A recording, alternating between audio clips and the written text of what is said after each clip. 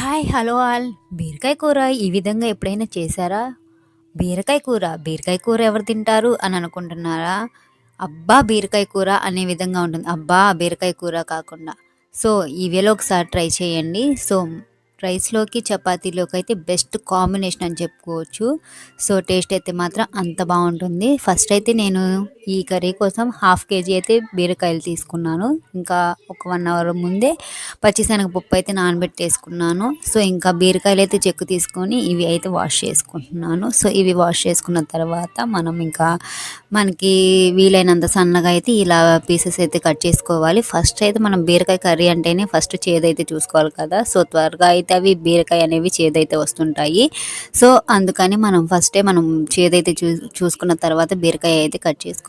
ఇంకా నెక్స్ట్ అయితే ప్యాన్ అయితే పెట్టేసుకొని దానిలోకి ఆయిల్ అయితే వేసుకొని పోపు దినుసులు వేసుకొని పచ్చిమిర్చి, ఆనియన్స్ అయితే వేసుకొని ఫ్రై చేసుకున్న తర్వాత కొంచెం కరివేపాకు కూడా వేసుకొని ఫ్రై చేసుకున్న తర్వాత పసుపు అయితే యాడ్ చేసుకోవాలి. పసుపు యాడ్ చేసుకున్న తర్వాత ఒక టేబుల్ స్పూన్ అల్లం వెల్లుల్లి పేస్ట్ కూడా వేసుకొని పచ్చివాసన పోయేంత వరకు ఫ్రై చేసుకోవాలి. సో, అల్లం వెల్లుల్లి పేస్ట్ వేయడం వల్ల ఫ్లేవర్ అయితే చాలా బాగుంటుంది. అది ఫ్రై అయిన తర్వాత మనం నానబెట్టుకున్న పచ్చిశనగపప్పు కూడా వేసుకొని ఒక 5 మినిట్స్ అయితే కుక్ చేసుకోవాలి. ఇలా 5 మినిట్స్ కుక్ చేసుకున్న తర్వాత పచ్చిశనగపప్పు అనేవి ఉడికిపోతాయి.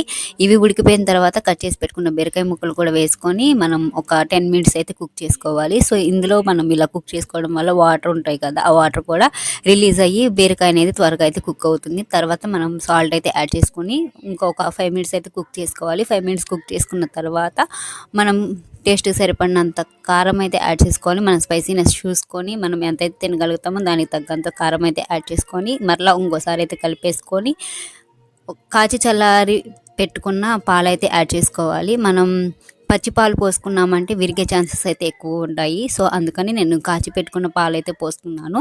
సో, అవి పోసుకొని ఒక 10 మినిట్స్ అలా అయితే కుక్ చేసుకోవాలి ప్లేట్ పెట్టుకోకుండా. సో, ఈ మసాలా పౌడర్ వచ్చేసి నేను లింక్ అయితే ఇస్తాను. చూసి ఈ మసాలా పౌడర్ అయితే రెడీ చేసుకోండి. సో, నేను ఇంట్లో ప్రిపేర్ చేసుకున్న ఈ మసాలా పౌడర్ అయితే 2 స్పూన్స్ అయితే యాడ్ చేసుకున్నాను. ఈ మసాలా పౌడర్ మనం కర్రీలో యాడ్ చేసుకోవడం వల్ల కర్రీ అనేది మనకి గ్రేవీనెస్‌గా అండ్ చిక్కగా అయితే వస్తుంది. టేస్ట్ మాత్రం అద్భుతంగా ఉంటుంది. అద్దిరిపోతుంది. సో, బీరకాయ కర్రీ అయితే ఇంకా రెడీ అయిపోతుంది. లాస్ట్‌లో కొంచెం కొత్తిమీర వేసుకుంటే ఎంతో టేస్టీగా ఉండే బీరకాయ పచ్చిశనగపప్పు పాలకూర అయితే రెడీ అయిపోతుంది.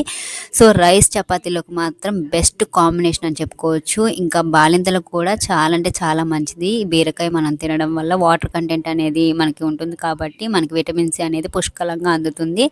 సో, చాలా అంటే చాలా బెనిఫిట్స్ అయితే ఉన్నాయి మనం బీరకాయ కర్రీ తినడం వల్ల. సో, మన బీరకాయ కర్రీ అంటే ఏదో తీసి పారేస్తాం కానీ చాలా అంటే చాలా యూజెస్ ఉన్నాయి. మనకి హెల్త్‌కి మంచిదే మనకి చెడుగా ఉంటుంది కదా! సో, వీడియో నచ్చితే లైక్ చేయండి. మన ఛానల్‌ని సబ్స్క్రైబ్ చేసుకోండి.